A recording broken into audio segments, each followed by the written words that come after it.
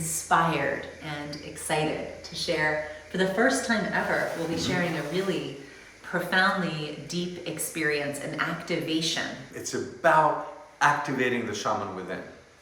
Acting from a place where you are fully activated. And in this training, you'll have an opportunity to work with shamanic tools, and the activation is really stepping forward and connecting, really remembering the rhythm within yourself through the use of the shamanic drum, through the bells, getting a chance to work with the pendulum to access your intuitive knowing, your intrinsic knowing.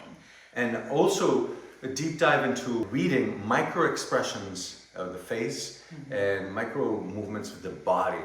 And we'll be doing ceremonies. We'll be doing an Ayni Despacho ceremony, giving thanks for all the blessings that are already on their way, as well as fire ceremony. And also we're activating that seer who sees energy. This training is for people that have a sincere intention to step forward on their own authentic path as a way to support themselves, family members, and or their community. If you feel called to walk this path of the ancient way of remembering, of activating this inner knowing, this is definitely for you. Thank you.